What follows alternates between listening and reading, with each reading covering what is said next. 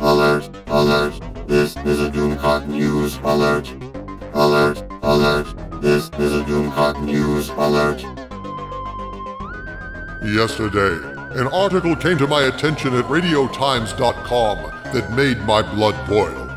Kate Mulgrew, who played Captain Janeway on Star Trek Voyager, re-emerged from obscurity to slander both Gene Roddenberry and Star Trek as misogynist. I found this comment infuriating and also, I suppose, galling, given the mediocrity of its source. I never much cared for Star Trek Voyager. It was a great premise in search of a show that never showed up.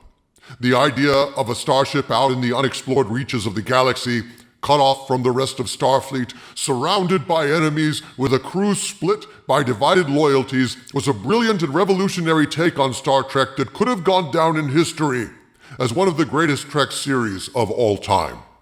Instead, what Rick Berman gave us was Next Generation leftovers, and life aboard Voyager, despite all the potential hardships, was little different than life aboard the Enterprise D.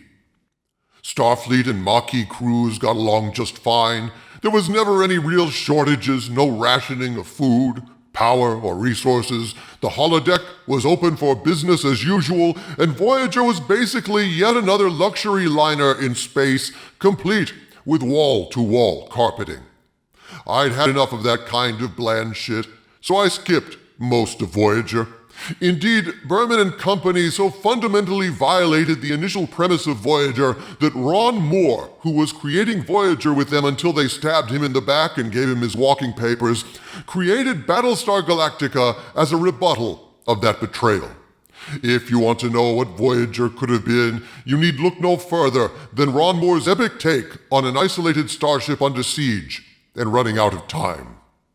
Voyager was a missed opportunity and one of the least successful Star Trek series. I never much cared for Janeway either. I could never put my finger on it, but she always seemed bland to me as well.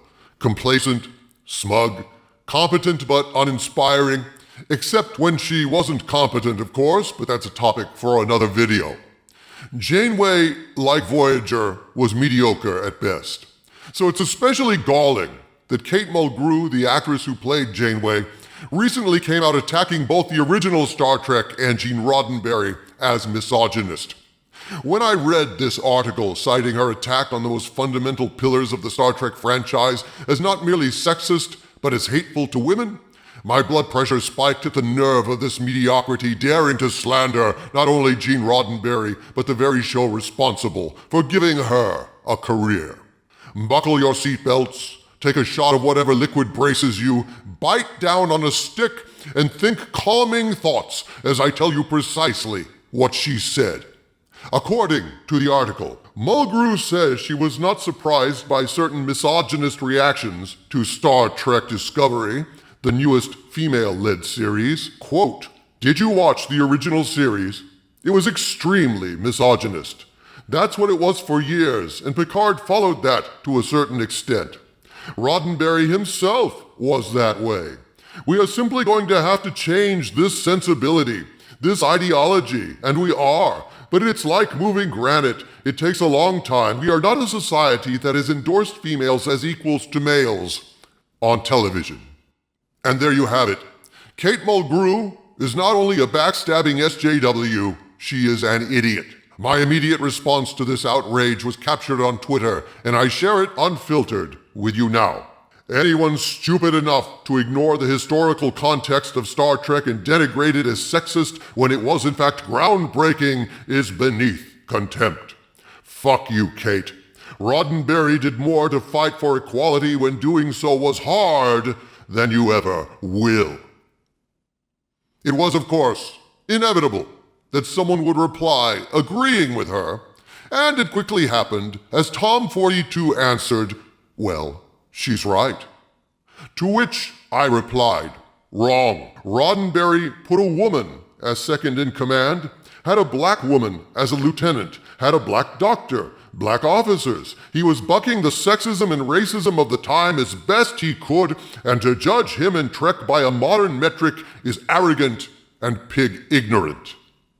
And naturally, Knowing a great deal about Gene Roddenberry's undeniable and well-documented womanizing in his personal life, I anticipated a lot of attacks on Gene were coming, and thus I decided to nip that noxious nonsense in the bud with this comment. That Roddenberry himself was a toxic male and a skirt chaser is utterly true and utterly irrelevant. I judge his work, not his morals. Star Trek was groundbreaking and deserves respect instead of cheap shots by mediocre talents who owe their careers to it. Television in the 60s, reflecting the state of society in general, was far different in the 60s than it is now. In creating Star Trek, Gene Roddenberry was attempting to make statements about a better, more optimistic future, addressing vital social issues of the day, disguised in science fiction settings to get past the censors, make meaningful commentary, and depict a world where racism and sexism are obsolete. Now, Star Trek was not made in a cultural vacuum, an isolated petri dish in a sterile lab uncontaminated by the attitudes of the time. And so despite Gene's best efforts, certainly the opinions and prejudices of the times crept in around the edges. But that's entirely missing the point. Star Trek was a revolutionary show for its time, depicting a multiracial crew where women were treated with respect while still being treated as women. Roddenberry showed a world where women served as equals to men without sacrificing their femininity. Far from being stripped of their sexuality, made to serve in gray unisex jumpsuits, women celebrated their freedom and their bodies wearing miniskirts and high boots. An idea that came not from the men of the production, but famously from Yeoman Rand, Grace Lee Whitney herself. This is a world where men and women serve together, and men are free to be men, and women are free to still be women instead of aspiring to be men. And this is what SJWs hate. This is what they mean when they call Star Trek sexist, because they can't abide women embracing their femininity, can't stand women who enjoy their bodies, women who can serve alongside men as equals and yet still express their sexuality with confidence and joy. SJWs want to make the world as gray as they are. Blur the lines between female and male, humiliate men who worship the female form, and degrade women who enjoy the attention of men as somehow unworthy, as somehow betraying feminism.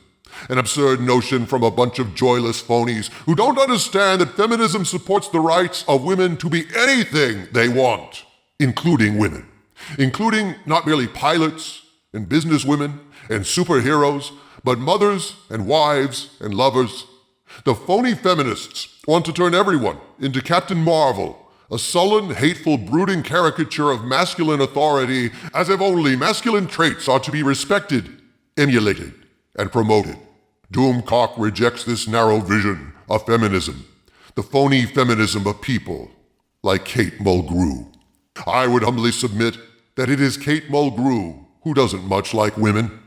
Anyone who knows the history of Voyager knows that Mulgrew hated Jerry Ryan, who played 7 of 9, coming onto the show, wearing her tight outfits and sexualizing what was prior to that a pretty bland and sexless affair. Mulgrew's claws were out for this woman, merely based on her appearance, on her outfit, not for anything Jerry had done, but for having the gall to have a very feminine form. 7 of 9 was not some kind of nympho or sex kitten. She was a cold, analytical, and rather emotionless Borg refugee. And so Mulgrew's hatred of her was born strictly of jealousy and resentment of Jerry Ryan's natural sexuality. Kate Mulgrew called Star Trek misogynist probably because, like many SJWs, she mistakes sexist for sexy. And Star Trek was a very sexy show. Women were incredibly feminine, yes, and by allowing women to be feminine, the show was perhaps inadvertently making the point that women can be respected while remaining unapologetically female. If Kate Mulgrew doesn't appreciate that point, well, it says more about her misogyny than it does about Star Trek. From the center of the earth, this is Dictor Van Doomcock bidding you all, my friends, stay angry.